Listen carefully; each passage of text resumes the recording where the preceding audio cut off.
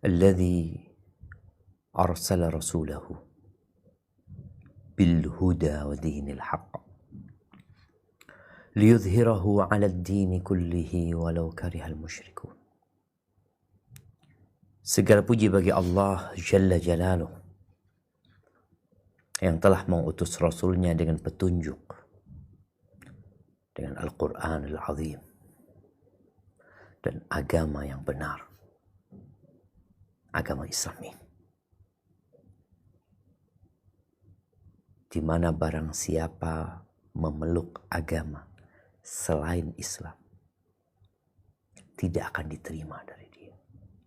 Oh, tahu dari mana engkau? Ya, karena Tuhan kita yang menyatakan hal itu. Wa man yabtaghi ghairal islami dinan fala yuqbala min. Telah turun kepada kami, pada umat Islam, melalui Jibril, dari Jibril kepada Nabi Muhammad alaihi salatu wassalam, dari beliau sampaikan kepada umatnya bahwa barang siapa yang mencari agama selain Islam, fala yuqbala min, gak bakal diterima dari dia. Wa huwa fil akhirati minal khasirin, dan di akhirat dia termasuk orang-orang yang merugi. Mungkin di dunia ya hidupnya penuh dengan keberuntungan, berpindah dari satu keberuntungan ke keberuntungan lainnya, naik lagi, sampai turun. Ketika sampai puncaknya dia akan turun. Berbeda dengan seorang muslim. Ketika sampai puncaknya dia akan diangkat. Maka kita bersyukur kepada Allah yang telah menjadikan kita orang-orang Islam. Dan kelak Allah akan memenangkan agamanya di atas seluruh agama, meskipun orang-orang musyrikin membenci hal itu.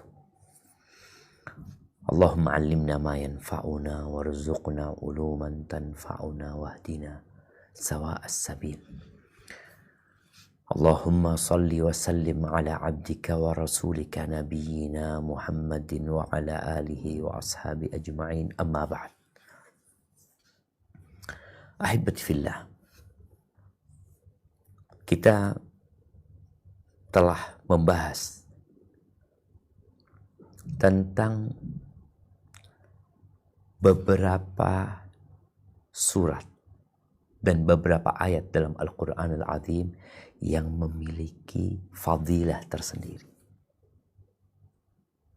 yang seorang muslim ketika mengetahuinya, ya seharusnya dia bersemangat untuk mengamalkan agar meraih fadilah tersebut.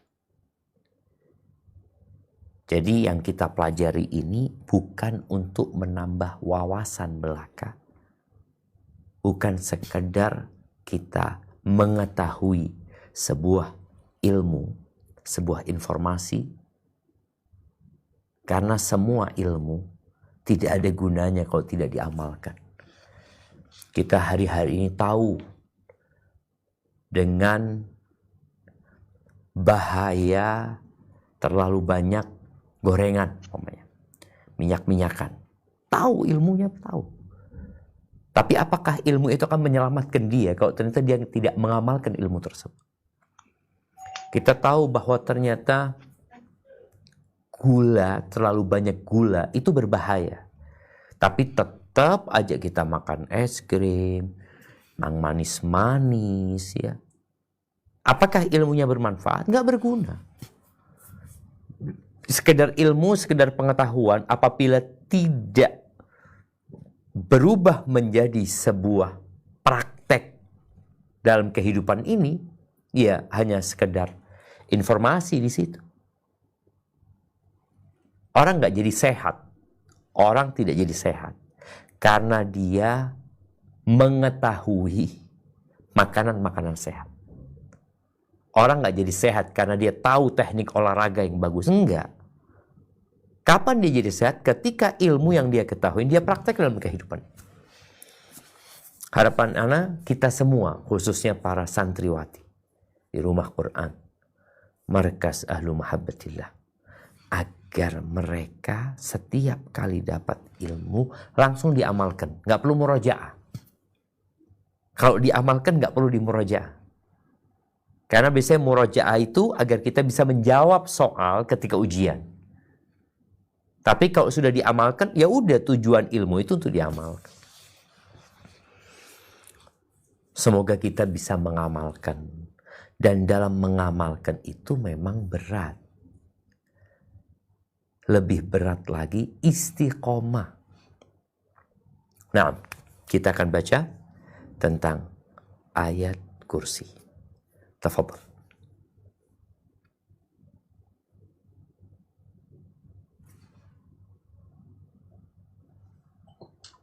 Banyak membaca ayat kursi. Disunahkan memperbanyak bacaan ayat kursi di setiap tempat, juga di setiap malam ketika hendak tidur.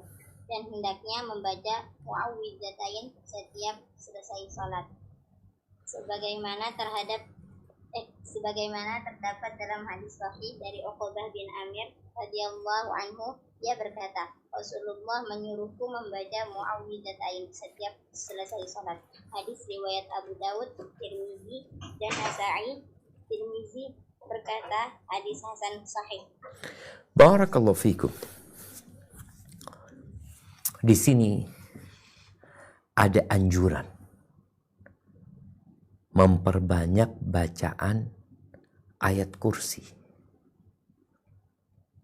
Ayat kursi ini insya Allah semua ya mengetahui bahwa ayat ini spesial.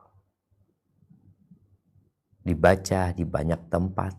Kadang-kala orang kaligrafi di rumahnya juga yang ditulis adalah ayat kursi. Berulang kali dalam sehari semalam dia membaca ayat kursi.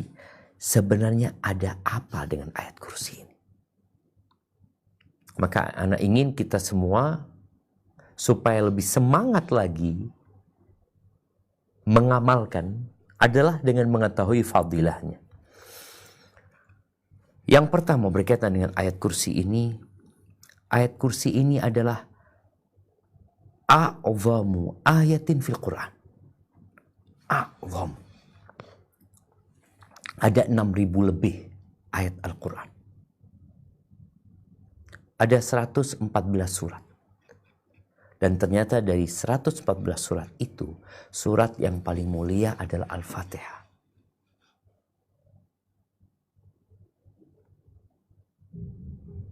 Adapun ayat yang paling mulia dari 6.000 lebih ayat tersebut adalah ayat kursi. Sebagaimana dalam hadis yang diriwayatkan Imam Muslim dari Ubay bin Ka'ab radhiyallahu anhu, qala Rasulullah sallallahu alaihi wasallam, ya Abul Mundhir, wahai Abul Mundhir, atadri ayu ayatin min kitabillahi ma'aka a'zam. Engkau tahu enggak ayat apa dalam Al-Quran yang ada pada dirimu yang paling agung? Kata Ubay bin Ka'ab, Allahu wa rasuluhu a'lam. Allah dan Rasulnya yang lebih tahu. Nabi mengulangi alaihi salatu wassalam, ya Abul Mundhir, ayu ayatin min kitabillahi ma'aka a'zam. Tanya lagi. Nabi kepingin tahu apakah Ubay mengetahui sallallahu alaihi wasallam. Ketika ditanya yang kedua kalinya, Ubay langsung mengatakan, Allahu la ilaha illa huwal hayyul qayyum. Qala Ubay fadharaba fi sadri. Lalu Nabi alaihi salatu wassalam memukul di dadaku sambil mengatakan, wallahi liyahnikal ilmu ya Abul Mundhir, hani'an lakal ilm. Ya Allah, selamat atas ilmu yang engkau miliki. Nih, ayat kursi ini a'zamu ayatin fil Quran. Ayat yang paling mulia. Ayat kursi ini terdiri dari Satu ayat. Tapi ada 10 kalimat di situ. Dikatakan ayat kursi itu ada 180 huruf. 180 huruf. Dan kita tahu satu huruf dari Al-Quran itu dilipat gandakan menjadi 10. Jadi kalau baca ayat kursi aja kita hitung-hitungan pahalanya, belum keutamaan lainnya. Itu kita udah dapat 1.800 kebaikan. Kadangkala kita membacanya tidak dengan semangat. Padahal kita mendapatkan keutamaan yang besar. 180 huruf dikali 10. Ada 10 kalimat di situ. Nah, nanti 10 kalimat ini per kalimat kita akan bahas. Supaya ketika kita membaca ayat kursi, kita bacanya terpotong-potong gitu. Atau nyambung gak apa-apa, tapi kau harus ingat apa maknanya, apa maksudnya. Kok ayat ini punya banyak keutamaan ya. Yang kata Nabi SAW di hadis yang diriwayatkan Abu Umamah radhiyallahu anhu dalam Sunan Nasa'i. Qala Rasulullah sallallahu alaihi wasallam, man qara'a ayatal kursi fi duburi kulli salatin maktubatin. Nih, habis salat itu jangan terburu-buru pergi. Iya, mungkin engkau ada sesuatu yang perlu dikerjakan, ada aktivitas yang mau engkau lakukan, tunggu dulu. Bentar. Nih, dengarkan hadis ini. Barang siapa yang membaca ayat kursi di penghujung setiap sholat fardu, selesai sholat fardu, lam yamna'hu min dukhulil jannah illa ayyamut. Enggak ada yang menghalangi dia untuk masuk surga kecuali mati dia. Mati baru masuk surga. Artinya benar-benar Allah berikan keutamaan tersebut. Lalu kita nggak baca ayat kursi dengan dalil, oh kan tidak wajib. Berapa banyak dalam kehidupan dunia ini kita melakukan hal yang tidak wajib kita lakukan. Membeli sesuatu yang tidak wajib untuk kita beli. Tidak pula dianjurkan untuk dibeli. Melakukan pekerjaan, aktivitas yang tidak ada sunnahnya kita kerjakan. Lalu ketika dihadapkan kepada satu fadilah, kita mengatakan, oh kan gak wajib. Ya hibbati fillah, Allah mengatakan, bal tu'thiruna al-hayatad dunya. Kalian memang benar-benar lebih mementingkan kehidupan dunia. Wal akhiratu khairu wa abqa. Dan akhirat itu lebih baik dan lebih kekal. Tuh. Kalau sehari kita sholat 5 waktu, berarti 5 kali kita baca ayat kursi. Paling tidak. Selesai sholat, selesai kita baca istighfar, baca subhanallah, alhamdulillah, Allahu akbar. Tutup dengan la ilaha illallah, baca ayat kursi. Dan subhanallah, tadi disampaikan bahwasanya dianjurkan membaca ketika hendak tidur. Bayangkan, selesai isya kita baca, mau tidur baca lagi. Dan kita tahu cerita Abu Hurairah berjumpa dengan setannya yang ngambil makanan di gudang, kemudian ditangkap sampai 3 kali. Lalu ketika 3 kali mau diserahkan kepada Nabi alaihi salatu wassalam, dia mengatakan, engkau mau nggak aku ajari, kata dia.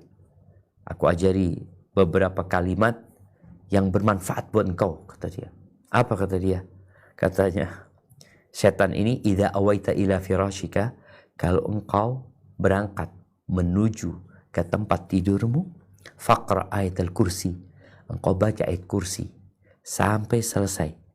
Fa innaka lan yazala 'alaika minallahi hafid. akan ada penjaga dari Allah yang akan menjagamu. Wala yaqrabannaka syaitan hatta tusbih. Dan setan nggak akan mendekatimu sampai subuh. Nggak akan mendekatimu. Ada beberapa asar yang menyebutkan ayat kursi ini turunnya di malam hari kepada Nabi SAW. Lalu Nabi memerintahkan kepada Zaid bin Harithah untuk menuliskannya. Dan di beberapa asar dari para tabi'in, bahwasanya ketika ayat kursi itu turun, setan ini pada mukul sana, mukul si, berantakan mereka. Sampai mereka laporan kepada iblis, ada apa ini, kata dia. Coba cari tahu, ternyata turun ayat kursi. Maka setan tidak akan mendekatimu sampai subuh. Kemudian jamaah, apa sebenarnya yang ada pada ayat kursi ini?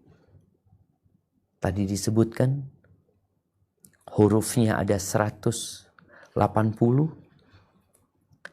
ada 10 kalimat yang tiap kalimat itu berdiri sendiri sebenarnya, yang kemudian dijadikan satu dalam satu ayat, dan setiap kalimat itu memiliki makna yang agung. Kita akan baca ayat kursi itu. Nah, tafadhol.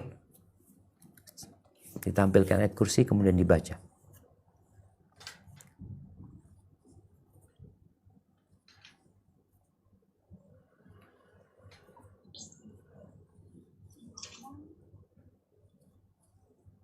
A'udzu billahi minasyaitonir rajim. Allahu la ilaha illa huwal hayyul qayyum. La ta'khudhuhu sinatun wa la nawm. Lahu ma fis samawati wa ma fil ardh. Man dhal ladzi yashfa'u 'indahu illa bi'idhnihi. يعلم ما بين أيديهم وما خلفهم ولا يحيطون بشيء من علمه إلا بما شاء وسع كرسيه السماوات والأرض ولا يؤوده حفظهما وهو العلي العظيم.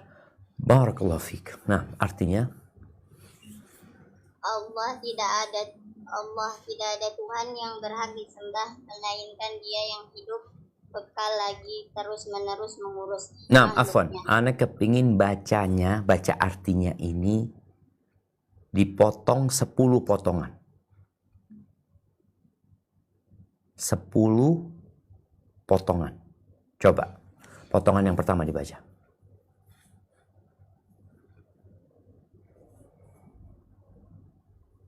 Allah, tidak ada Tuhan yang berhak disembah melainkan Dia yang titik ya, melainkan Dia. Ini potongan pertama.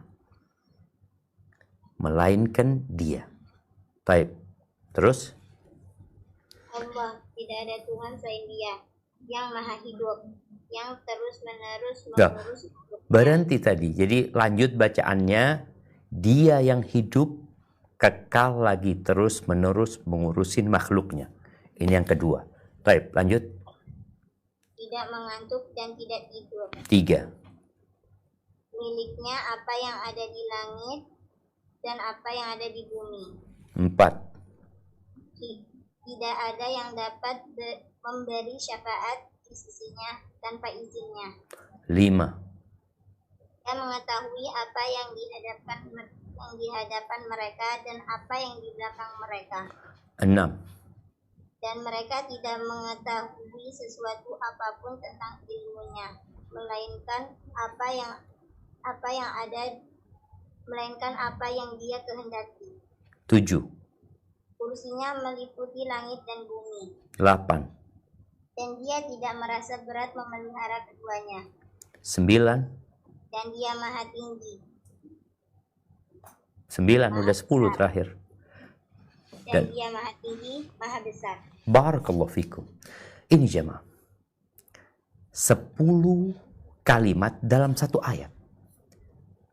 Yang para ulama menyebutkan bahwasanya setiap kalimat ini bisa berdiri sendiri. Yang pertama, Allahu la ilaha illahu. Jadi kalau baca, supaya kita bisa meresapi dan mentadabburinya, coba dihitung. Ana sendiri sampai saat ini, untuk membantu diri ana supaya lebih menghayati kalau baca selesai sholat, itu ana hitung 10 kalimat ini. Allahu la ilaha illahu al-hayyul qayyum la ta'khudhuhu sinatun wala naum. Ini maknanya sendiri-sendiri. Makna yang pertama, Allahu la ilaha illahu. Tiada yang berhak disembah kecuali Allah Azza wa Jalla.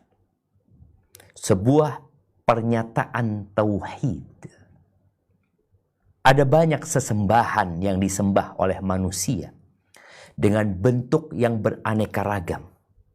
Dari mulai batu, kayu, binatang, benda-benda di langit, setan, ada banyak.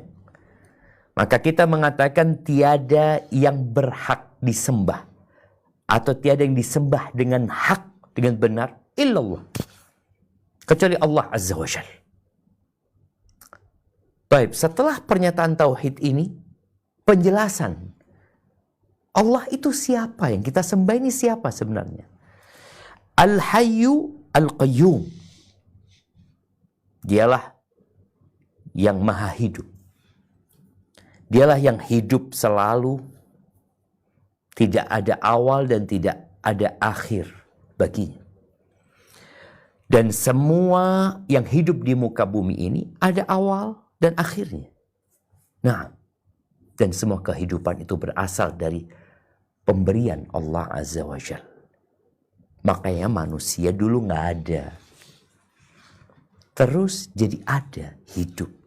Kemudian mati. Kemudian dihidupkan nanti. Adapun Allah Al-Hayy. Al-Qayyum. Ya, dia yang mengurusin. Ngurusin apa? Segala sesuatu, jamaah. Syekh Sa'di menyebutkan bahwa dua nama ini, Al-Hayyu, Al-Qayyum, sejatinya menunjukkan kepada seluruh nama-nama Allah yang lainnya. Ketika bicara Allah itu Ar-Rahman, Allah itu Ar-Rahim, Allah itu As-Sami, Allah itu Al-Basir, Allah itu Al-Hakim, Allah itu Al-Jabbar, Al-Qahhar, Al-Qadir. Itu semua nama sebenarnya menunjukkan kepada semua nama itu dua nama ini. Yang maha hidup dan mengurusi segalanya. Yang seluruh makhluk itu membutuhkan pertolongan Allah Azza wa Jalla. Dan semuanya di bawah pengaturan Allah. Ahibati fillah. Bentar ya. Anak kok kedinginan.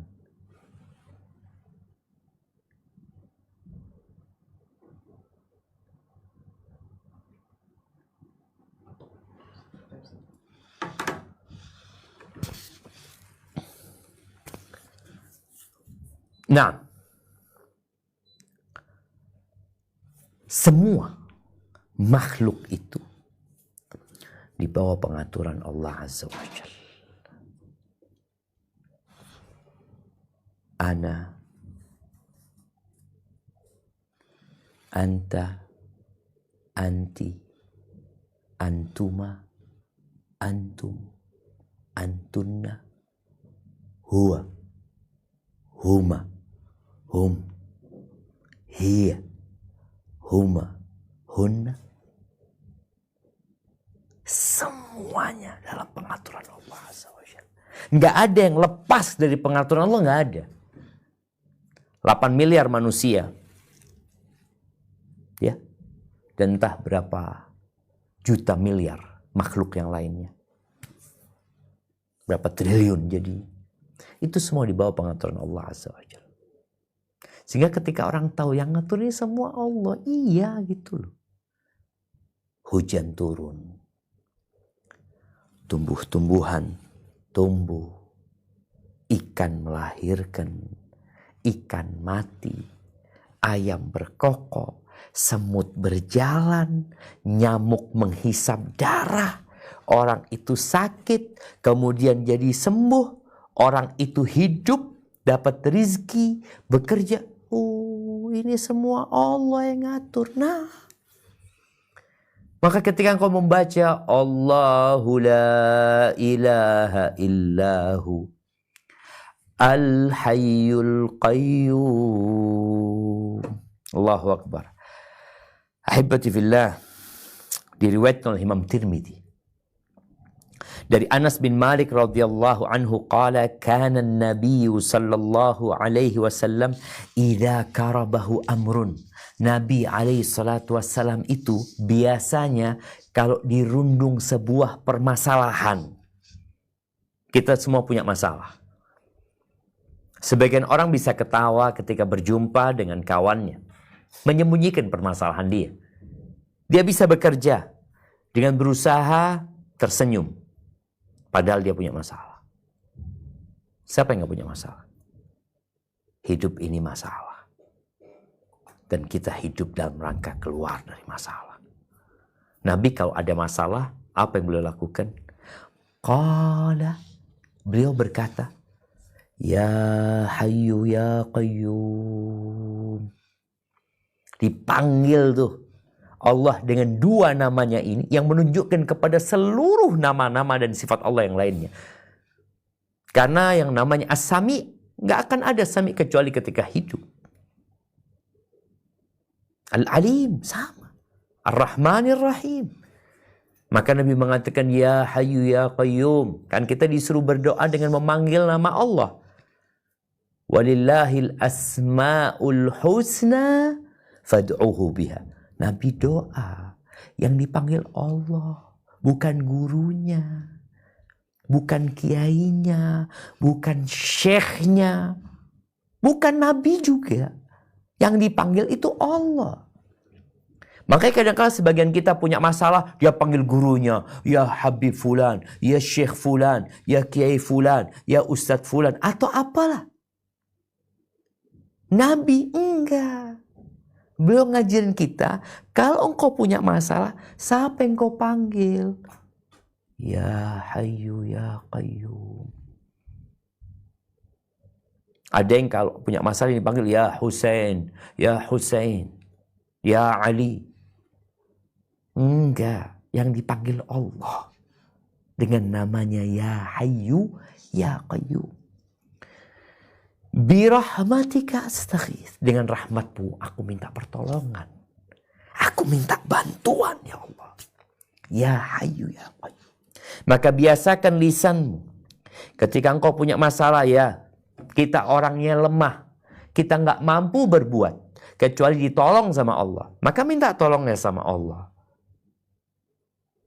Dan semua masalah sejatinya sudah ditakar sesuai dengan kemampuan dirimu. Tapi kadangkala kita ini maunya bersenang-senang. Lupa kalau engkau masih di dunia. Baik, jadi nama-nama Allah itu banyak, tapi Al-Hayyul Qayyum ini yang sering dipanggil sama Nabi SAW, dan sebagian mengatakan itulah di antara nama Allah yang paling agung, yang kalau dipanggil Allah akan kabulkan doanya. Baik. Yang ketiga, la ta'khudhuhu sinatu wala naum. Allah itu enggak ngantuk. Apalagi tidur, enggak. Ini menunjukkan kepada qayyumiyati, bahwa Allah ngurusin alam semesta ini dari sejak belum ada sampai ada. Kita tahu manusia tidur, manusia istirahat, makhluk itu capek, makhluk itu lelah. Iya. Sedangkan Allah enggak. Dan ahibati fillah,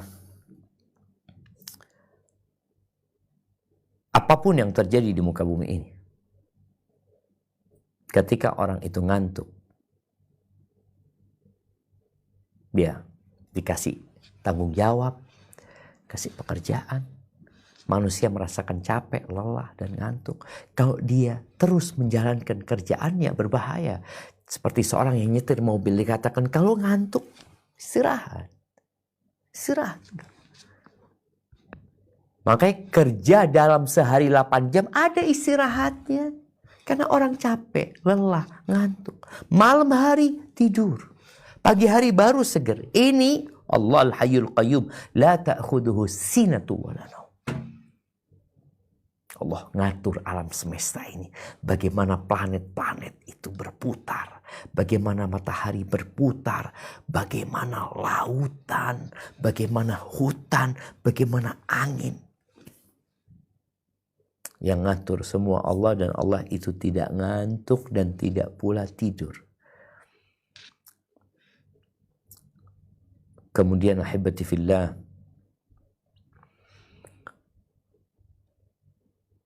yang selanjutnya, ya'lamu ma baina aydihim wa ma khalfahum. Allah itu tahu segalanya.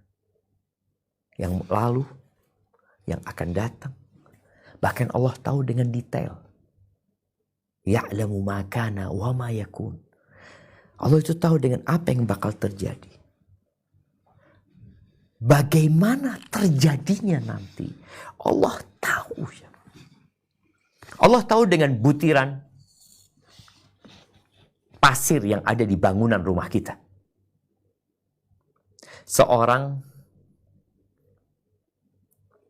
Seorang insinyur, ya, seorang pemborong, seorang kontraktor yang bangun rumah, mungkin dia tahu berapa jumlah batu bata yang ada dalam bangunan tersebut. Nah, dia tahu berapa balok yang ada dalam bangunan tersebut. Tapi tanyakan kepada dia, berapa butiran semen yang ada dalam bangunan tersebut? Berapa jumlah pasir yang ada dalam bangunan tersebut? Nggak tahu dia. Tapi Allah tahu. Ilmu Allah meliputi segala sesuatu. Coba buka firman Allah. Nah, di surat Al-An'am ayat 59. Supaya kita benar-benar tahu dengan kandungan ayat kursi yang kita akan baca. Dan sudah kita baca terus. Setiap selesai sholat, sebelum tidur. Sehingga engkau tenang ketika membaca ayat itu. Ya Allah, Allah itu tahu semuanya. Nah, silakan dibaca Al-An'am ayat 59. A'udzu billahi minasyaitonir rajim. Wa 'indahu mafatihul ghaibi la ya'lamuha illa hu wa ya'lamu ma fil barri wal bahr. وما تسقط من ورقة إلا يعلمها ولا حبة في ظلمات الأرض ولا رطب ولا يابس إلا في كتاب مبين. Dan kunci-kunci semua yang gaib ada padanya. Tidak ada yang mengetahui selain dia. Dia mengetahui apa yang ada di darat dan di laut. Tidak ada sehelai daun pun yang gugur yang tidak diketahuinya. Tidak ada sebutir biji pun dalam kegelapan bumi. Dan tidak pula sesuatu yang basah atau yang kering yang tidak tertulis dalam kitab yang nyata, Lauh Mahfuz. Allahu Akbar jemaah. Allah tahu dengan segala sesuatu yang gaib. Allah tahu apa yang ada di daratan dan di lautan. Di daratan. Satu kota saja, manusia itu nggak tahu. Ada berapa jumlah batu di kota itu. Nggak tahu dia. Ada berapa jumlah burung di kota itu. Ada berapa jumlah semut di kota itu. Ada berapa jumlah cacing di tempat itu. Ada berapa jumlah belalang di tempat itu. Ada berapa jumlah capung di sana. Laba-laba di sana. Lalat di sana. Nyamuk di sana. Nggak ada yang tahu. Satu kota, satu kampung. Jangan satu kampung, satu rumah nih. santriwati rumah Quran. Tahu ada berapa jumlah semut di rumah itu? Nggak tahu.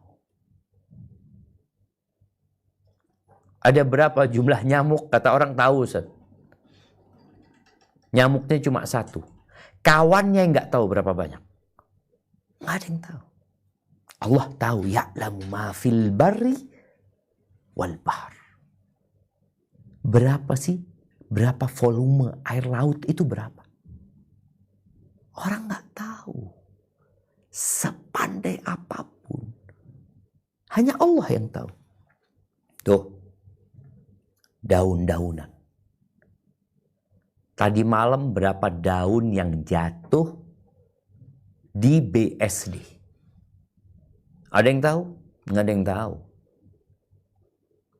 Biji-bijian yang dibawa oleh burung, yang kemudian dia akan masuk ke bumi, dia akan tumbuh atau dia mati. Ketika tumbuh, biji mamai burung itu makan kelengkeng. Lalu bijinya dibawa dan jatuh. Jatuh ke sebuah tanah yang tandus, mati mungkin dia. Ada yang jatuh di tempat yang subur, dia akan tumbuh. Allah itu tahu kapan dia tumbuh. Kemudian nanti ketika dia tumbuh, dia akan berbuah berapa butir buah. Kemudian dari buah tersebut akan jadi pohon lagi berapa. Seperti itu ilmu Allah Azza wa Jalla. Semuanya ada dalam kitab Allah Azza wa Jalla. Maka tatkala kita membaca ayat kursi, kemudian sampai kepada firman Allah, ya'lamu ma baina aydihim wa ma khalfahum. Mungkin ustazah nggak ngelihat kita, nggak tahu dengan apa yang kita kerjakan. Tapi Allah tahu. Ilmu Allah meliputin segala sesuatu. Kemudian makhluk enggak. Sedangkan makhluk wala yuhituna bi syai'in min ilmihi illa bima syaa'. Gak ada yang tahu tentang ilmu Allah Azza wa Jalla dari makhluk ini kecuali yang Allah kasih tahu. Makhluk ini adalah ciptaan Allah yang lemah. Kita itu gak tahu dengan apa yang akan terjadi 2 menit lagi. 2 menit lagi. 1 menit lagi. Kita gak tahu apa yang akan terjadi. Akan terjadi gempa. Berapa banyak orang yang lagi duduk-duduk tahu-tahu gelasnya kesenggol jatuh. Dia nggak tahu kalau gelas ini akan terjatuh dan pecah. Nggak tahu. Siapa yang tahu bahwasanya ketika dia ke dapur, dia akan masak dan nanti ada minyak goreng yang mengenai pipinya. Dia nggak tahu. Maka jemaah kita ini benar-benar harus berserah diri kepada Allah Azza wa Jalla. Nggak hanya Allah yang tahu, ilmu Allah ya. Hanya Allah, sedangkan makhluk nggak tahu apa-apa. Lalu bicara tentang kebesaran Allah. Lahu ma fis samawati wa ma fil ard. Bagi Allah yang di langit-langit dan di bumi. Milik Allah. Kita milik Allah. Indonesia milik Allah. Indonesia, Malaysia, Brunei Darussalam. Dari atas sampai ke bawah, sampai yang dalam bumi, masuk ke perutnya bumi. Lillah. Amerika punya Allah. Palestina punya Allah. Ini semua milik Allah Azza wa Jalla. Kita tuh kadang-kadang ingin sesuatu. Kita kepingin ini, kepingin itu. Engkau kalau kepingin sesuatu, engkau harus tahu siapa pemilik sesuatu itu. Oh, itu miliknya Allah. Engkau mau? Mau. Ya minta sama Allah. Maka kita kan nggak boleh iri, nggak boleh dengki. Ketika kita melihat orang lain memiliki sesuatu yang tidak kita miliki, Allah berikan kepadanya rizki. Apa yang harus engkau lakukan? Iri, hasut loh. Engkau kepingin, iya aku kepingin. Ya udah, minta kepada pemiliknya, bukan dia pemiliknya. Maka setiap selesai sholat kita baca lahu ma fis samawati wa ma fil ard. Allahu Akbar. Semuanya milik Allah Azza wa Jalla. maka kita akan berdoa hanya kepada Allah. Kita hanya akan minta kepada Allah Azza wa Jalla. Lalu Allah katakan, man dzalladzi yashfa'u 'indahu illa bi'idzni. Enggak ada yang bisa ngasih syafaat loh di sisi Allah kecuali dengan izinnya. Syafaat itu artinya ya menjadi perantara supaya orang ini diselamatkan, dimasukkan ke surga. Hanya Allah, semuanya itu milik Allah Azza wa Jalla. Sedangkan orang-orang musyrikin ketika mereka menyembah berhala-berhala, mereka berkata, oh ini nanti akan memberikan syafaat. Nggak bisa. Pemilik syafaat itu Allah. Nah, lalu Allah katakan wasi'a kursiyuhu samawati wal ard. Kursi, artinya kursi Allah ini ada 3. Yang pertama berkaitan dengan ilmunya Allah, yang kedua dengan arsy Allah, ada yang mengatakan ada tempat atau tumpuan telapak kaki. Dalam hadis Abu Dzar radhiyallahu taala anhu, Nabi alaihi salatu wassalam ditanya oleh Abu Dzar, ayyu ayatin anzalallah alaika a'zam. Ayat apa yang paling besar yang Allah turunkan kepadamu? Kata Nabi SAW, ayatul kursi. Ayat kursi. Qala ya Abu Dzar, wahai Abu Dzar. Nih supaya kita tahu, kok disebut ayat kursi? Kursi ini apa sih? Tadi ada yang mengatakan maksudnya kursi itu adalah ilmu Allah. Yang kedua ada yang mengatakan arsy Allah. Yang ketiga adalah tempat kedua telapak kaki. Ingat, Allah tidak menyerupai. Tidak ada yang menyerupai Allah Azza wa Jalla sesuatu apapun. Lalu Nabi berkata kepada Abu Dzar, mas samawatu sab'u fil kursi. Abu Dzar, perbandingan ya, langit yang 7 dengan kursi. Illa kahalaqatin mulqatin fi ardi falah. Jadi langit yang 7 lapis dibandingkan dengan kursi Allah itu seperti halaqah atau seperti cincin atau gelang yang dilemparkan ke padang pasir yang luas. Itu tuh, gelang itu adalah langit yang 7 lapis. Padang pasir itu adalah kursi Allah Azza wa Jalla. Wa fadlul arsy 'alal kursi, dan keutamaan arsy di atas kursi adalah seperti arsy. Tadi perbandingan antara kursi dengan langit yang 7 lapis. Kemudian Nabi mengatakan keutamaan arsy di atas kursi seperti keutamaan padang pasir itu dibandingkan dengan gelang atau cincin tadi. Makanya Syekh Albani rahimahullahu ta'ala mengatakan hadis ini menunjukkan penafsiran terhadap ayat yang baru saja kita baca, wasi'a kursiyuhus samawati wal ardh. Ini menunjukkan bahwa kursi adalah ciptaan Allah yang paling besar setelah arsy. Dan kursi itu ada bentuknya. Bukan sesuatu yang maknawi, enggak, ada bentuknya. Ini membantah mereka yang mentakwilkan kursi sebagai kerajaan, luasnya kekuasaan. Karena jelas dalam hadis ini disebutkan perbandingan antara 7 langit dengan kursi, antara kursi dengan arsy Allah Azza wa Jalla. Wala ya'uduhu hifdhuhuma.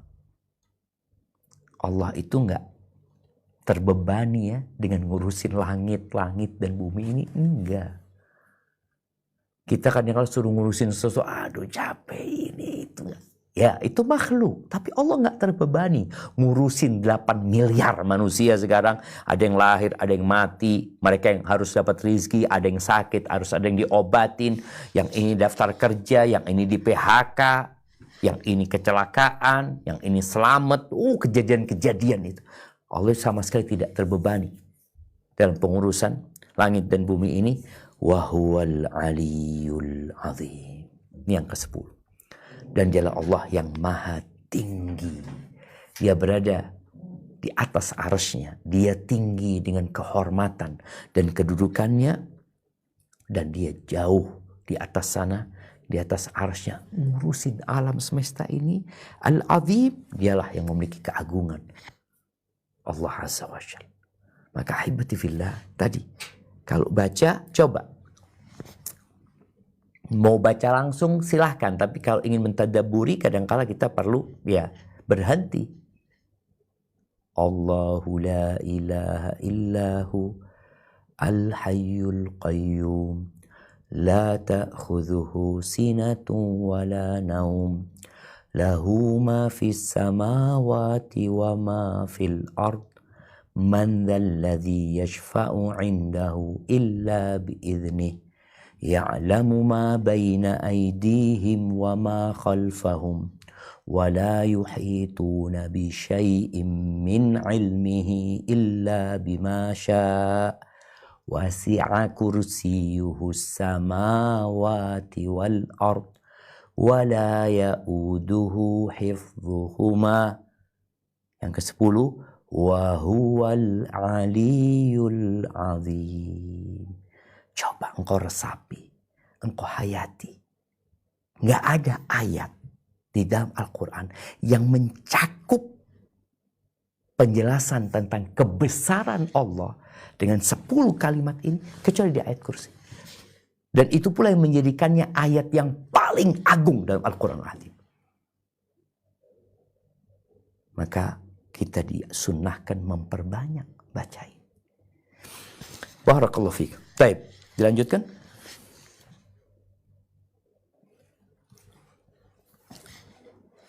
Surah yang dibaca menjelang tidur. Disunahkan ketika hendak tidur membaca ayat kursi, surah Al-Ikhlas, Mu'awwidzatain, serta akhir surah Al-Baqarah. Ini termasuk bacaan penting yang harus diperhatikan. Banyak hadis sahih yang menyebutkan hal tersebut. Dalam Sahihain disebutkan dari Abu Mas'ud Al-Badri radhiyallahu anhu bahwa Rasulullah sallallahu alaihi wasallam bersabda, 2 ayat terakhir surah Al-Baqarah, barang siapa membaca keduanya di malam hari maka hal itu telah mencukupinya. Lanjutkan. Sekelompok ulama berkata, maksudnya hal itu senilai dengan sholat malam. Sedangkan yang lain mengatakan maksudnya keduanya cukup untuk melindunginya dari keburukan di malam hari. Aisyah radhiyallahu anha berkata, sesungguhnya Rasulullah sallallahu alaihi wasallam setiap malam membaca surah Al-Ikhlas dan Mu'awwidzatain, sebagaimana telah kami sebutkan pada pasal melakukan nafas dengan ayat Al-Quran. Ibnu Abi Daud meriwayatkan dengan sanadnya dari Ali radhiyallahu anhu. Dia berkata, tidaklah aku melihat orang berakal yang masuk Islam hendak tidur sebelum membaca ayat kursi. Dari Ali radhiyallahu anhu pula dia berkata, tidak pernah kulihat orang berakal hendak pergi tidur sebelum membaca 3 ayat terakhir surah Al-Baqarah. Sanadnya sahih sesuai syarah Bukhari dan Muslim. Barakallahu fik ya. Ini kalau kita lihat yang dibaca sebelum tidur. Ya, kita tahu semua tentang fadilah membaca satu huruf dari Al-Quran. Maka ketika membaca, niatkan baca Quran. Dan mendapatkan fadilah dari pembacaan itu sendiri. Surat Al-Ikhlas, Mu'awwidzatain, yang tadi disebutkan juga dianjurkan menafas, meniupkan ke tangannya, mengusapkan ke seluruh tubuhnya. Kemudian membaca 2 ayat terakhir dari surat Al-Baqarah ya. Baca juga sama artinya. Amanar Rasulu. Bukan baca sekedar ingin menyelesaikan. Oh ini bacaan sebelum tidur, ya udah dibaca aja. Sebagai bentuk rutinitas. Enggak. Bukan rutinitas. Tapi kita sedang meminta dan memohon kepada Allah Azza wa Jalla. Engkau minta dicukupi sama Allah. Gimana ketika membaca Rabbana la tu'akhidna in nasina au akhtana. Baca dengan penghayatan. Di situ ada permohonan. Kemudian mencukupinya disebutnya, udah cukup dia baca itu. Mencukupinya senilai, ada yang mengatakan senilai dengan sholat malam ya. Jadi orang kalau baca itu udah cukup gitu loh. Makna yang lain dikatakan cukup untuk melindunginya dari keburukan di malam hari sampai pagi ya. Kemudian disebutkan tentang hadis Aisyah yang Nabi SAW membaca 3 surat terakhir dalam Al-Quran ya. Qul huwallahu ahad, qul a'udzu birabbil falaq, qul a'udzu birabbin nas. Dan kau rasakan ketika engkau membaca dengan artinya yang engkau sedang berdoa memohon kepada Allah ya. Seperti orang ketika membaca qul a'udzu birabbin nas, malikin nas, ilahin nas. Katakan aku berlindung kepada Allah, Robnya manusia, pemiliknya manusia, rajanya manusia, yang Tuhannya manusia yang seharusnya disembah oleh manusia. Dari apa? Min syarril waswasil khannas. Bayangkan ya, sebelum kita berdoa bagaimana kita memohon kepada Allah dengan bertawasul dengan asma'ullah, dengan kebesaran Allah. Qul a'udzu bi rabbin nas, malikin nas, ilahin nas. Kau mau minta apa? Aku berlindung dari min syarril waswasil khannas. Dari keburukan, kejahatan, waswasnya al-khannas. Alladzi yuwaswisu fi sudurin nas. Yang selalu menebarkan bisikan-bisikan keburukan di hati manusia. Ada bisikan-bisikan buruk di hati kita. Dan kita sehari berapa kali minta tolong sama Allah, minta perlindungan kepada Allah, berulang kali. Tapi kadangkala kita tidak menghayati apa yang kita baca. Minal jinnati wan nas. Yang di Al-Falaq seperti itu. Tapi sebelumnya di Al-Ikhlas bagaimana kita menyatakan tauhid kita kepada Allah Azza wa Jal. Kita tahu Allah itu As-Samad, tempat memohon, tempat bergantung. Kau butuh apa? Allah As-Samad. Maka itu yang dibaca. Jadi bukan sekedar rutinitas ya. Kemudian ini bagaimana Ali menyebutkan ya, gimana orang muslim tapi gak baca ayat kursi sebelum tidur tuh gimana akalmu gitu. Sedangkan engkau butuh penjagaan. Orang bagaimana mengunci pintu rumahnya. Dia ingin terjaga, dia ingin selamat. Kadangkala dia tinggal di rumah yang Masya Allah satpamnya, orang kalau mau masuk diperiksa mobilnya, oh akal sehatmu jalan, engkau ingin selamat. Tapi ayat kursi engkau gak baca. Mana akalmu? Ini loh yang akan menyelamatkan dirimu. Kemudian ada riwayat yang berkaitan dengan Ali bin Abi Thalib bahwasanya yang dibaca itu 3 ayat terakhir dari surat Al-Baqarah. Tapi mungkin yang lebih rajih, yang lebih sahih adalah 2 ayat terakhir ya. Nah, lanjutkan. Uqbah bin Amir berkata, Rasulullah Shallallahu Alaihi Wasallam berkata padaku, janganlah engkau melewati satu malam kecuali engkau membaca surah Al-Ikhlas serta Muawwidzatain. Tidaklah malam hari tiba, pasti aku membacanya. Ibrahim An-Nakhai berkata, mereka mensunahkan membaca seluruh surah tersebut sebanyak 3 kali di setiap malam, yakni surah Al-Ikhlas dan Muawwidzatain. Sanadnya sahih sesuai syarat Muslim. Ibrahim juga berkata, Nabi Shallallahu Alaihi Wasallam tidak tidur sampai membaca surah Az-Zumar dan surah Al-Isra. Hadis riwayat Tirmidzi, dia berkata hadis hasan. Barakallahu fikum. Nah, berkaitan dengan membaca qul huwallahu ahad, qul a'udzu birabbil falaq, qul a'udzu birabbin nas, insyaallah sudah maklum ya. Adapun berkaitan dengan surat Az-Zumar dan Al-Isra yang baru saja kita baca, hadisnya ini didhaifkan oleh para ulama. Sehingga yang sahih yang tadi sudah dibahas. Sebelum tidur yang dianjurkan dibaca adalah ayat-ayat yang ayat kursi, 2 ayat terakhir dari surat Al-Baqarah, kemudian 3 surat terakhir dalam mushaf yang kita baca sekarang ya. Seperti itu. Adapun membaca surat Al-Mulk itu nggak harus sebelum tidur, ya boleh dibaca di malam harinya, mungkin orang baca ba'dal maghribnya atau ba'dal isya'nya. Kalau ini dianjurkan dibaca sebelum tidur. Adapun berkaitan dengan surat Az-Zumar dan surat Al-Isra, hadisnya dhaif. Itu mungkin yang bisa kita bahas dalam kesempatan kali ini. Adapun apa yang dibaca ketika bangun tidur, insya Allah kita akan bahas pada pertemuan yang akan datang. Kita masuk ke sesi tanya jawab. Anda kembalikan ke moderator. Jazakallah khair. Tafadhol. Barakallahu fikum wa jazakumullahu khairan Ustaz. Untuk pertanyaan selanjutnya, untuk sesi selanjutnya kita masuk pada sesi tanya jawab. Untuk pertanyaan pertama, Afwan Ustaz izin bertanya, apakah boleh menjadikan ayat kursi zikir harian di waktu lapang dan misalkan menggenapkan hitungannya setiap waktu 1000 kali?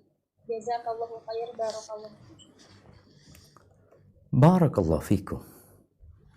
Ya, kalau bicara membaca Al-Quran, mengulang-ulangi baca Al-Quran, apalagi ketika ayat itu memiliki sebuah keutamaan, maka bebas-bebas aja. Namun tatkala kita membuat sebuah perhitungan, kenapa engkau hitung seperti itu? Enggak, ana hanya ingin memperbanyak. Oh, tafadhol. Tapi ketika dia membuat hitungan itu karena ada sebuah keyakinan nantinya, enggak, kalau baca segini akan dapat ini. Baca segini, baca 100 kali dapat ini, baca 200 kali dapat ini. Nah, ini yang bermasalah nanti. Tapi secara umum orang hendak memperbanyak baca ayat kursi, oh, tafadhol. Dan sekali lagi ketika membacanya, ya membaca karena itu ayat teragung dalam Al-Quran, tadi juga mengandung makna yang begitu mendalam di 10 kalimat yang terkandung dalam ayat kursi itu, sehingga ketika dia membacanya, mengulanginya lagi, hatinya semakin cinta kepada Allah Azza wa Jalla, semakin penuh pengharapan kepada Allah. Nah, itu yang diharapkan. Tapi biasanya ada orang kalau sudah memberikan hitungan sekian, engkau nanti dapat ini. Nah, ini yang dipermasalahkan. Maka apabila seorang mau memperbanyak, silahkan dia memperbanyak bacaan Al-Quran, memperbanyak baca ayat kursi, di waktu-waktu lapang dia mau baca. Tapi kalau dia sudah membuat sebuah ketentuan nantinya, mendapat ini dan itu yang bermasalah. Itu yang harus berdasarkan wahyu. Kita nggak bikin-bikin, kita nggak coba-coba. Ana coba kalau baca sekian dapat ini. Ana coba baca sekian, oh dapat ini. Agama ini bukan satu hal yang kita coba, tapi satu hal yang kita kerjakan karena ada arahan dan petunjuk. Seperti itu. Tapi untuk memperbanyak, tafadhal, nggak ada masalah. Hadza wallahu a'lam bissawab. Jazakumullahu khairan. Untuk pertanyaan selanjutnya, dipersilahkan kepada Ibu Swasti Andria untuk bertanya secara langsung kepada Ustaz. Assalamualaikum warahmatullahi wabarakatuh, Ustaz. Waalaikumsalam warahmatullahi wabarakatuh. Ustaz, Ana bertanya tafadhali. Masalah beberapa makna dari ayat kursi itu sendiri, bahwa salah satunya adalah pernyataan tauhid dan semua makhluk adalah di bawah penguasaan Allah Subhanahu wa taala. Ini Ustaz, ada fenomena Ustaz, teman Ana yang dia bahkan tadi Ustaz bilang 2 detik kemudian aja kita nggak tahu apa yang akan terjadi. Tetapi dia mengaku, Ustaz, oh kamu besok lusa bakal dapat ini, kamu bakal dapat ini. Alasan dia adalah feelingnya dia yang kuat gitu, Ustaz. Apakah benar dalam agama itu ada orang yang diberi feeling yang kuat, Ustaz? Dan ada juga orang yang jadinya bertanya kepada dia, Ustaz, oh saya ini gimana ya? Bahkan dia juga tahu, Ustaz, di rumah itu kamu banyak-banyak baca ayat kursi, baca Al-Fatihah ya, ini rumah kamu nih ada penunggunya, katanya begitu, Ustaz. Dan dia melabeli dirinya itu kadang-kadang ustazah gitu, Ustaz. Jadi orang-orang banyak bertanya sama dia apa yang terjadi. Dia hanya bilang mengandalkan feeling, apapun itu terjadi karena Allah, katanya, Ustaz. Jadi kadang Ana juga bingung, Ustaz, apakah ada orang yang benar-benar diberi kelebihan seperti itu, Ustaz. Pertanyaan kedua, Ustaz, afwan di luar tema, Ustaz. Untuk masalah akhwat yang bepergian tanpa mahram, Ustaz, alasannya ini dari teman Ana juga, kan sekarang serba aman, katanya, Ustaz. Transportasi aman, di mana-mana ada CCTV dan ada polisi di mana-mana.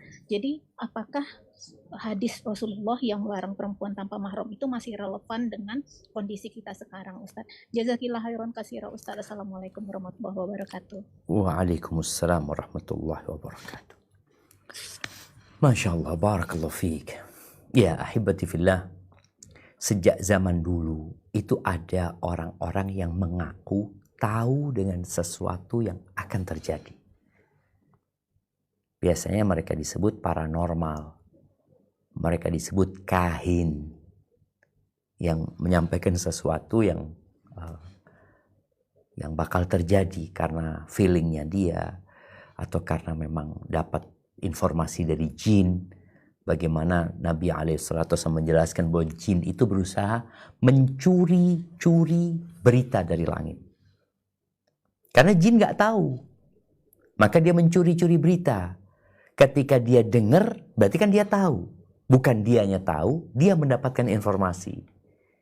Kemudian itulah disampaikan kepada kawan-kawannya jin dari dukun-dukun, ya, paranormal yang ada. Jadi Allah menyebutkan di surat Luqman ayat 34. Nah, mungkin bisa ditampilkan surat Luqman ayat 34. Bagaimana Allah Azza wa Jalla menjelaskan bahwasanya nggak ada yang tahu kecuali Allah Azza wa Jalla. Kalau dia merasa tahu, ada yang namanya karomah yang Allah berikan. Bukan kemudian dia tahu segala sesuatunya. Pada satu tempat Allah kasih tahu dia. Seperti Abu Bakar, ketika dia mau meninggal dunia, dia nyebutkan bahwasanya warisannya itu salah satunya nanti buat anak yang ada di perutnya istrinya. Yang kalau nggak salah lupa, perempuan kalau nggak salah. Oh, dulu belum ada USG ya, sehingga orang tahu katanya. Nah, itu ada karomah di situ. Tapi bukan berarti orang feeling, oh anak jadi tahu ini, anak tahu ini, itu. Enggak. Coba kita baca firman Allah di surat Luqman ayat 34. Nah, silakan dibaca.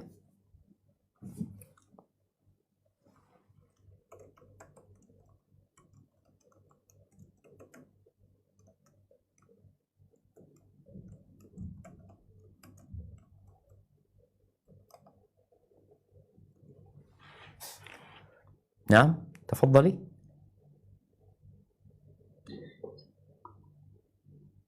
A'udzu billahi minasy syaithanir rajim. Innallaha 'indahu 'ilmus sa'ati wa yunazzilul ghaitsa wa ya'lamu ma fil arham. Wa ma tadri nafsum madza taksibu ghadan. Wa ma tadri nafsum bi ayyi ardhin tamutu innallaha 'alimun khabir. Sesungguhnya Allah, hanya pada sisinya sajalah pengetahuan tentang hari kiamat, dan dialah yang menurunkan hujan dan mengetahui apa yang ada dalam rahim. Dan tiada seorang pun yang dapat mengetahui dengan pasti apa yang akan diusahakannya besok. Dan tiada seorang pun yang dapat mengetahui di bumi mana dia akan mati. Sesungguhnya Allah Maha Mengetahui lagi Maha Mengenal. Nah, Allah sebutkan gak ada yang tahu. Tidak ada tahu jiwa apa yang akan dia kerjakan besok. Jangan mengetahui orang lain. Oh kamu besok kayak gini. Oh kamu. Tanya dia tentang dirinya. Kamu 1 jam lagi, apa yang akan terjadi dengan diri? 3 jam lagi, apa yang akan terjadi dengan diri? Dia gak tahu. Namun namanya paranormal ini berusaha untuk ngasih tahu orang lain.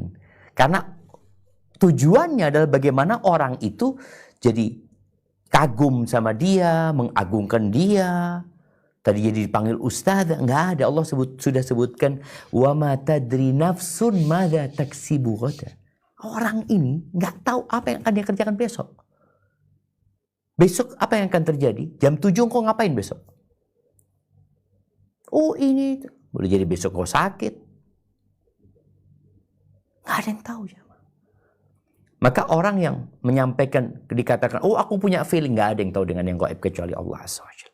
Nggak ada yang tahu. Bicara dia tahu di rumahmu ini banyak jin ini itu. Oh mungkin, itu satu hal mungkin terjadi karena ya jin itu makhluk yang ada di sana. Dan boleh jadi jin itu menampakkan diri kepada orang ini.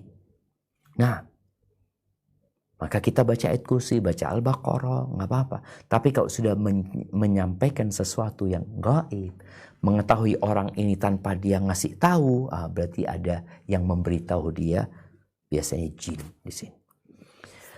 Itu pertanyaan pertama. Kalau pertanyaan yang kedua berkaitan dengan safar tanpa mahram. Jadi memang para ulama membicarakan hal itu. Jumhur ulama berpendapat nggak boleh.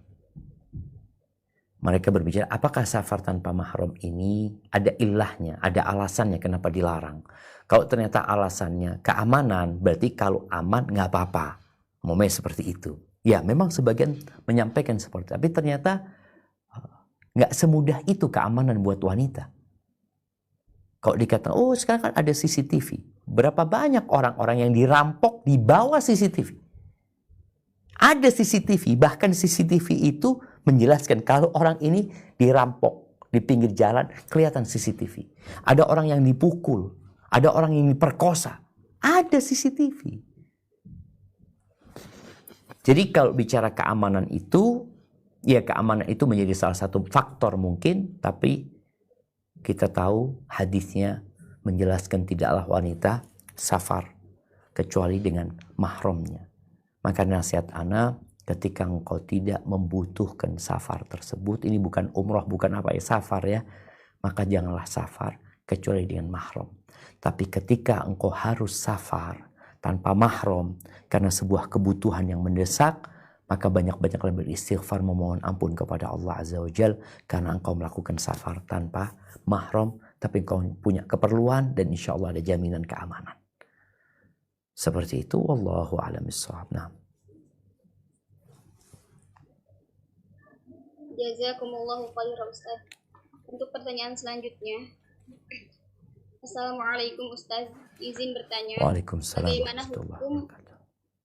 Bagaimana hukum memajang hiasan dinding kaligrafi ayat kursi berniat untuk penjagaan ataupun niatnya hanya sebagai hiasan saja? Syukran jazakallahu khairan. Barakallahu fiik. Ya, ahibati fillah, kita udah pernah bahas ya tentang menjadikan ayat-ayat Quran sebagai jimat. Sebagai jimat, sebagai modelnya ada yang tulis dalam kertas, kemudian diletakkan di pintu, ada mungkin yang tulisan kaligrafi seperti itu. Maka yang lebih utama adalah tidak. Walaupun memang ada khilaf di antara para ulama, yang lebih utama adalah meninggalkan hal itu. Tapi ketika seorang memajang ayat kursi, mungkin di situ ada unsur ayat itu indah. Ayat itu indah ditulis ya, kemudian ditaruh dalam figura, dan niatnya supaya setiap orang yang masuk rumah ketika ngelihat itu dibaca. Maka insya Allah nggak apa-apa. Karena berharap dia orang masuk rumah itu baca ayat itu. Kadang-kala tamu di ruang tamu dikasih ayat kursi. Maka tolong ketika membuat kaligrafi adalah bikin kaligrafi yang bisa dibaca. Bisa dibaca. Karena Quran diturunkan bukan untuk hiasan. Tapi sebagai petunjuk. Kalau engkau menulis ayat kursi dengan tulisan yang modelnya perahu, yang modelnya gunung, yang kadang-kala orang tamunya duduk itu ngelihat apa ini berulang kali sampai dia pulang dari rumah orang itu belum tahu apa itu ayat. Quran ini dimudahkan untuk diingat, untuk diambil pelajarannya, bukan dipersulit. Maka tulislah dengan khat, dengan kaligrafi yang bagus, yang mudah dibaca, dan ketika engkau kasih artinya mungkin akan lebih bagus lagi, sehingga orang ketika membaca itu dia membaca sambil memaknai. Oh ini ternyata ya arti dari ayat kursi. Namun kalau sekedar buat hiasan, maka itu hal yang makruh karena Quran bukan diturunkan untuk menjadi hiasan. Hadza wallahu a'lam bissawab. Nah. Jazakumullahu khairan Ustaz. Untuk pertanyaan selanjutnya, dipersilahkan kepada Bapak Abdullah untuk bertanya secara langsung kepada Ustaz.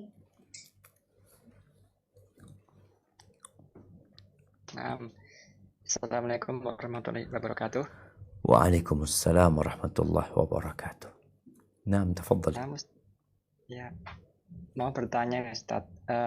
Dalam suatu video Ustaz pernah menjelaskan begini Ustaz. Barang siapa yang ambisi akhirat maka akan Allah sederhanakan urusannya, dan seterusnya Ustaz. Apakah itu hadis Ustaz ya? Dan bagaimana maksud barakallahu fikum? Masya Allah. Naam jemaah. Berkaitan dengan ambisi. Orang itu dalam kehidupan ini Allah sudah menyebutkan minkum man yuridud dunya wa minkum man yuridul akhirah. Di antara kalian ada yang ambisinya dunia dan di antara kalian ada yang ambisinya adalah akhirat. Kalau dikatakan apakah itu hadis? Naam. Itu hadis yang insyaallah diriwayatkan oleh Imam Tirmidzi. Yang Nabi menyebutkan seorang yang hidup visi dan misinya adalah akhirat. Dia tahu dia akan mati. Dia tahu akan ada hisab. Dia tahu akan ada mizan.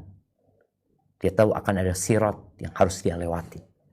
Kemudian ketika dia bekerja, dia berusaha, yang ada dalam benak dia, bagaimana akhiratku nantinya.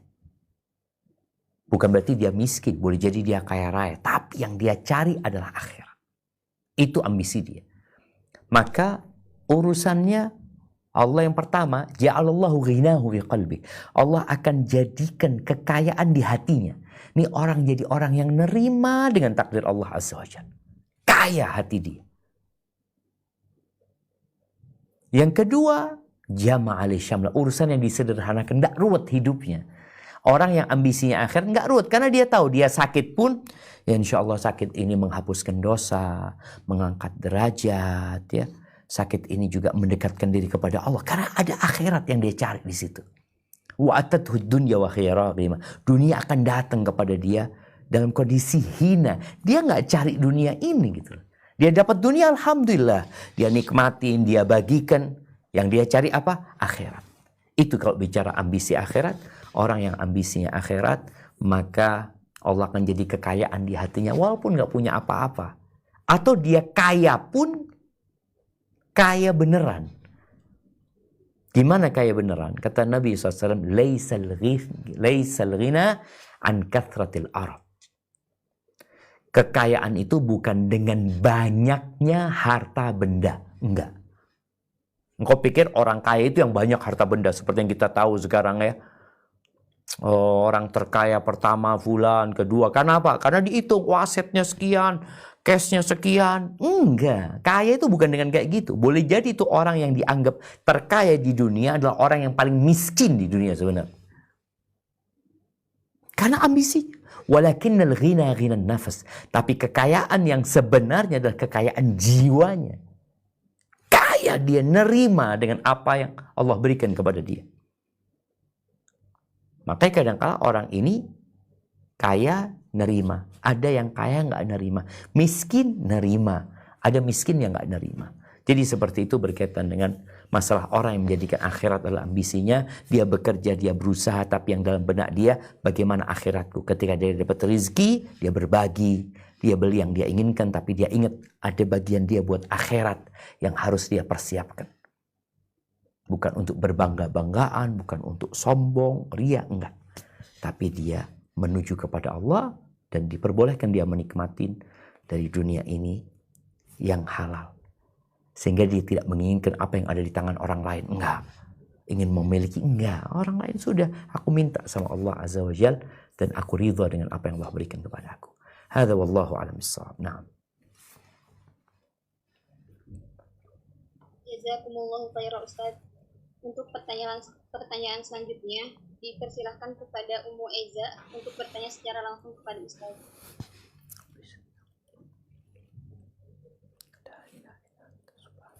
Assalamualaikum warahmatullahi wabarakatuh, Ustaz. Waalaikumsalam warahmatullahi wabarakatuh. Naam, tafadhali. Ya, bertanya Ustaz, agak di luar tema sih Ustaz ya. Begini Ustaz, saya kan saat ini sedang belajar tahsin dengan salah satu ustazah via online Ustadz. Dan saya merasa cocok belajar dengan beliau. Qadarullah baru-baru ini beliau cerita kalau beliau ngalap berkah gitu Pak Ustadz ke kuburan para wali untuk minta keberkahan. Karena menurut beliau pesantren tahfiz anak-anak beliau itu bisa berhasil karena ngalap berkah tersebut. Nah, mohon nasihatnya buat Ana Ustadz, apa yang harus Ana lakukan? Apakah Ana boleh tetap belajar tahsin dengan beliau karena Ana sudah merasa cocok dengan ustazah dimaksud atau bagaimana Ustaz? Masya Allah, barakallahu fiik. Jazakallahu khairan Ustaz. Iya jemaah, kalau kita ngalap berkah dengan ziarah ke kuburan dalam rangka mengingat akhirat, sehingga pulang dari kuburan itu kita jadi semakin takut kepada Allah. Kita ingat bahwa suatu saat kita akan seperti mereka. Ini jadi berkahnya ziarah kubur itu, ingat mati, ingat akhirat. Bukan ingat dunia. Jadi kalau bicara ngalap berkah itu setelah ziarah kubur, alhamdulillah, ana punya tuku semakin lancar, ana punya rezeki semakin bertambah. Ini ada yang nggak benar. Nabi alaihissalatu nyuruh kita ziarah kubur adalah agar kita ingat dengan akhirat kita. Ziarah kubur itu melembutkan hati. Ini berkahnya ziarah kubur. Membuat kita semangat beribadah.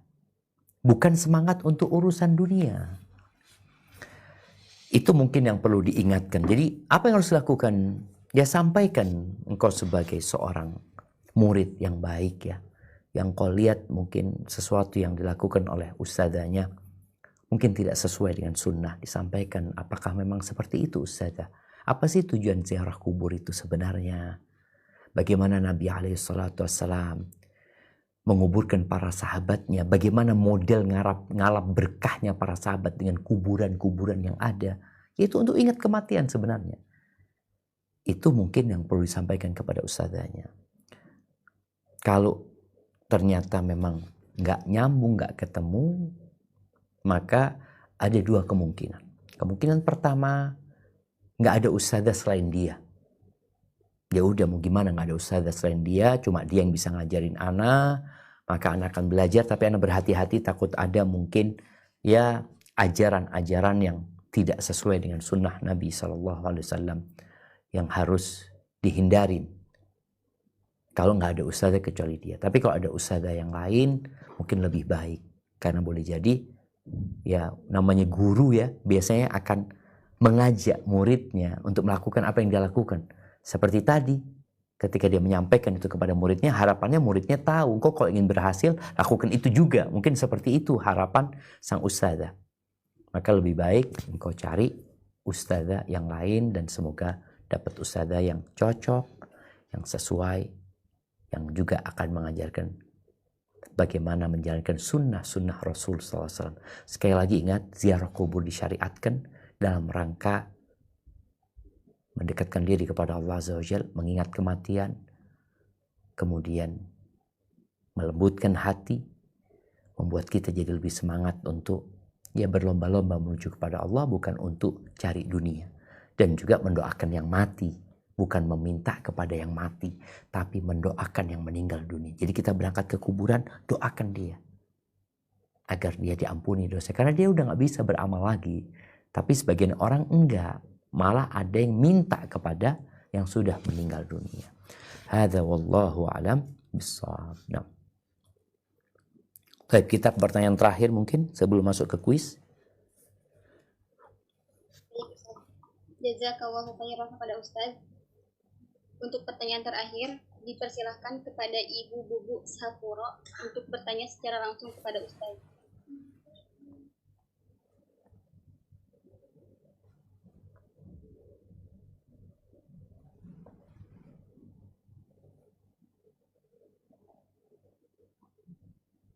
Assalamualaikum warahmatullahi wabarakatuh, Ustaz. Waalaikumsalam warahmatullahi wabarakatuh. Nah, tafadhali. Iya, Ustaz, Ana ingin bertanya terkait membaca ayat kursi sebelum tidur. Itu Ana amalkan, kemudian baca 3 kul. Tetapi kenapa Ana sering mimpi buruk ya, Ustaz? Apakah ini mimpi buruk dari syaitan? Dan apakah Ana juga mendapat perlindungan dari Allah Subhanahu wa taala? Itu saja, Ustaz. Jazakallahu khair. Masya Allah, barakallahu fiik. Iya jemaah. Ini mungkin pernah terjadi sama Ana. Ana waktu di Madinah itu pernah masuk kamar Ana sendiriannya. Teman-teman kayaknya nggak ada di kamar. Hati Ana itu nggak enak. Nggak enak. Akhirnya tidur. Baca itu surat. Kemudian ke mimpi buruk ya. Ada yang kadang-kadang merasa dicekik, merasa apa seperti itu. Apa penyebabnya? Boleh jadi penyebabnya memang kita itu, pikiran kita itu kepada hal yang buruk tadi. Kita berdoa tapi seakan-akan, oh nanti aku akan kena ini. Nanti aku akan seperti ini. Allah itu bergantung prasangka hambanya. Maka hendaklah kita berbaik sangka sama Allah Azza wa Jalla. Ketika membaca itu berbaik sangka Allah akan mengabulkan doa kita. Dan bacalah dengan bacaan yang penuh penghayatan. Kemudian kalau mimpi buruk ya baca a'udzubillahi minasyaitonirrajim. Kemudian meludah ke kiri 3 kali ya. Dengan menghembuskan ke arah kiri 3 kali. Seperti itu. Dan boleh jadi kalau dari syaitan ya dari syaitan. Pedang. Ayat kursi ini seperti pedang. Pedang itu tajam. Ayat kursi ini pedang yang tajam. Tinggal siapa yang pegang pedang itu. Makanya ada yang pegang pedang dia bisa menebas. Tapi ada yang kayak tumpul. Masalahnya bukan di pedangnya tapi di tangannya. Engkau kurang keras masalahnya. Jadi kita yakin dengan ayat-ayat ini, cuma masalahnya dengan kondisi kita pada waktu kita membacanya, maka hendaklah itu yang dievaluasi. Barakallahu fiik. Mungkin kita masuk ke sesi tanya jawab. Nah, sesi tanya jawab, sesi kuis ya. Nah. Jazakumullahu khairan Ustaz. Alhamdulillah sesi tanya jawab telah selesai. Kita lanjut ke sesi selanjutnya, sesi terakhir yaitu kuis. Dipersilakan untuk yang bisa menjawab pertanyaan dengan meraih hand terlebih dahulu. Dipersilakan Ustaz untuk pertanyaan. Baik, pertanyaan yang pertama buat anak-anak di rumah Quran. Pertanyaannya, ada berapa huruf di ayat kursi dan dapat pahala berapa kalau kita baca ayat kursi? Yang pertama, pertanyaannya selanjutnya, ada berapa kalimat dalam ayat kursi? Nah, satu pertanyaan itu semuanya.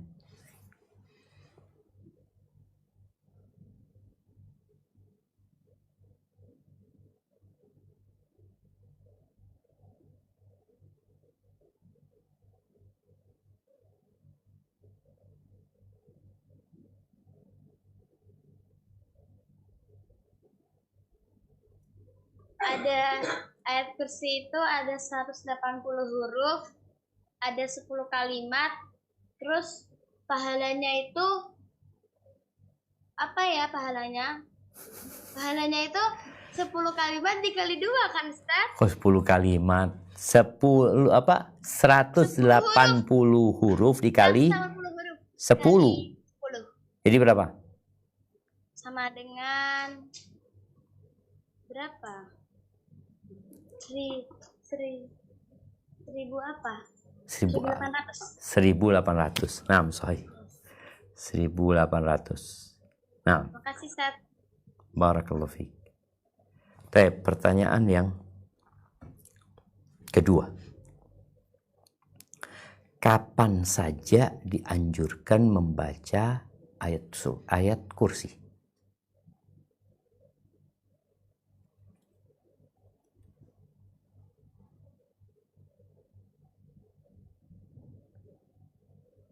Dipersilakan kepada Ibu Zuwasti Andria. Membaca ayat kursi disunahkan ketika akan tidur dan setelah selesai sholat fardu, Ustaz. Nah, ya, pagi dan petang, kemudian banyak kali. Artinya kita dianjurkan memperbanyak baca ayat kursi ya. Dianjurkan memperbanyak ayat kursi yang diantara tempat-tempatnya tadi disebutkan. Tapi selain itu ya nggak masalah kita memperbanyak baca ayat kursi. Karena apa?